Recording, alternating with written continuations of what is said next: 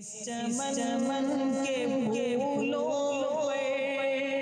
رنگ و آب تم سے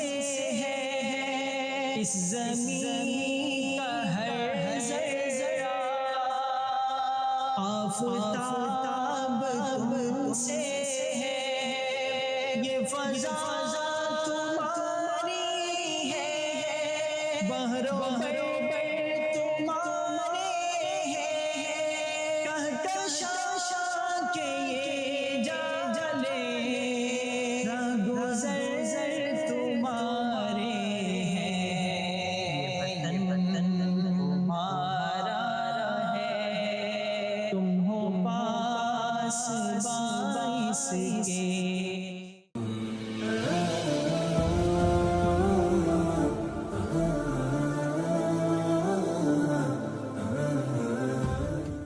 نحمدہ و نصلی علی رسولہ الکریم،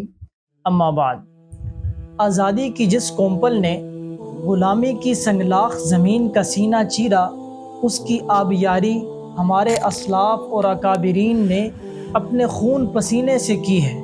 ہمارے بزرگوں کی بے مثال قربانیاں تھیں، جنہوں نے اسلام اور اہل اسلام کو بچانے کے لیے میدان کارزار میں اپنی جانوں کا نذرانہ پیش کیا۔ اللہ تعالیٰ نے ہمیں یہ آزاد ریاست ایسے حالات میں عطا فرمائی جب اسلام دشمن قوتیں اہل اسلام بالخصوص بر صغیر کے مسلمانوں کو صفحہ ہستی سے مٹانے کے گھنونے منصوبے پر عمل پیرا تھی۔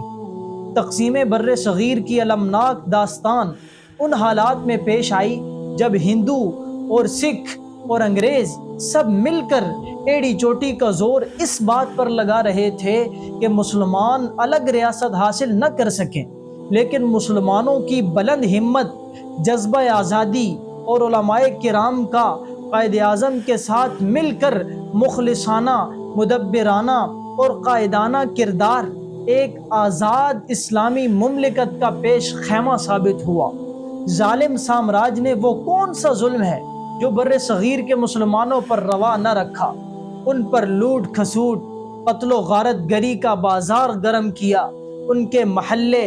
قصبوں، شہروں اور دیہاتوں کو لوٹا گیا، گھروں کو جلا دیا گیا، مساجد و مکاتب کو آگ لگائی گئی، ہزاروں بے گناہ بچیوں کی عزت کو تار تار کیا گیا، آزادی کے متوالوں نے سولیوں پر چڑھ کر اپنا حق چھینا، کئی کڑیل جوان ارض پاک کے حصول کے لیے پیاسی زمین کو اپنے خون سے سیراب کر گئے، ہزاروں بے گناہ شیر خوار بچے موت کی بھیٹ چڑھ گئے، لیکن یہ ظلم و ستم جذبہ آزادی سے سرشار لہو کی گرمائش ٹھنڈی نہ کر سکے، اور بالآخر 27ویں رمضان بروز جمعۃ المبارک 14 اگست 1947 عیسوی کو ایک آزاد،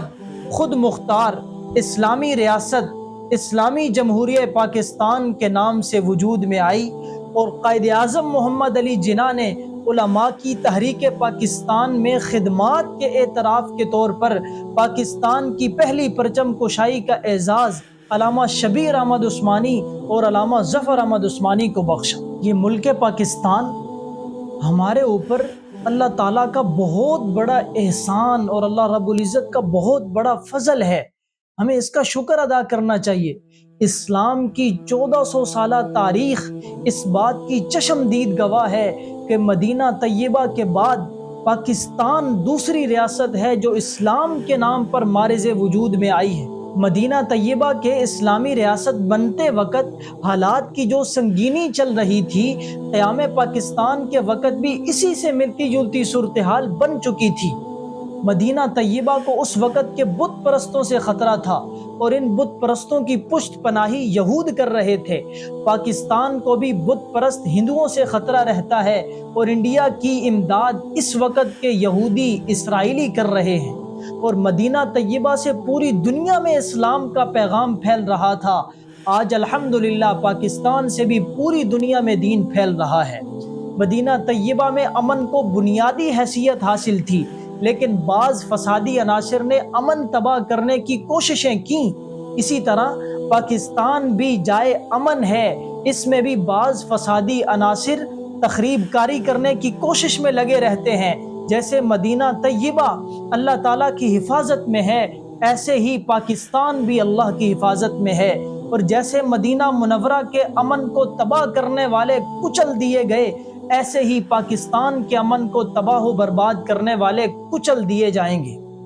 آخر میں آپ حضرات سے ایک دردمندانہ اپیل کرنا چاہتا ہوں کہ ملک کی ترقی اور استحکام کے لیے ہمیں تمام تر اختلافات بھلا کر ایک سبز ہلالی پرچم کے تلے اکٹھے ہو جانا چاہیے۔ یہ ملک اللہ رب العزت کا انعام، رسول اللہ صلی اللہ علیہ وسلم کا فیضان، علماء حق کا احسان، قائد اعظم اور علامہ اقبال کی دلی امنگوں کا ترجمان اور مسلمانان بر صغیر کی قربانیوں کی عظیم داستان ہے۔ اس کو دہشت گردی، فرقہ واریت، تخریب کاری سے محفوظ بنانے کے لیے یک دل اور یک جان ہو جائیے۔ آئیے عزم کریں کہ جیسے ہمارے آباء و اجداد نے قربانیاں دے کر پاکستان بنایا تھا، ویسے ہم قربانیاں دے کر پاکستان بچائیں گے۔ اسلام زندہ باد، پاکستان پائندہ باد۔